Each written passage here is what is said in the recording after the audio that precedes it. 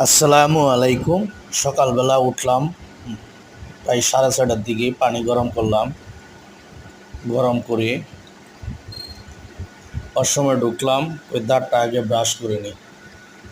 দাঁতটা ব্রাশ করে নিচ্ছি। আমি সবসময় পানি গরম করে গোসল করি, গরম আর ঠান্ডা নাই।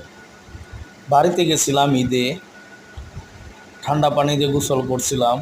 হঠাৎ আমার প্রায় 18 তারিখে এরম ব্যথা দ্বারা শুরু হয়েছে, আমার নিঃশ্বাস বন্ধ হয়ে যাচ্ছিল। তাই আমি সবসময় গরম পানি দিয়ে গোসল করি।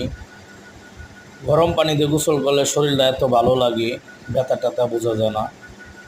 তখন তখন একটু ভালো লাগে যখন আপনার দেখা গেছে আবহাওয়া খারাপ, বৃষ্টি হবে, তখন আমার দ্বারা হালকা হালকা ব্যথা করে। জানি না আবহাওয়ার সাথে আমার দ্বারার ব্যথার সংযোগ কী, কিন্তু গরম পানি দিয়ে গোসল করলে শরীরটা ভালো লাগে। তারপর চিন্তা করলাম একটু শেভ করে নিই।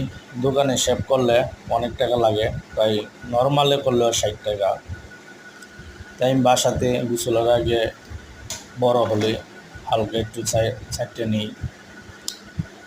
গোসল করছি, রেডি হচ্ছি গোসল। সকালবেলা আমার দুটো স্কুলের ডিউটি থাকে, সকালে ভোরে প্রায় 6টা 6:30 বাজে আমার ঘুম ভেঙে যায়। আমি সকাল সকাল চলে আসছি।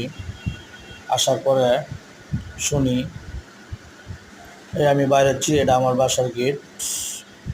বাসার সামনে গলি 10 নম্বর রাস্তায় কলভর্তি কর্মস্থান চলে আসছি।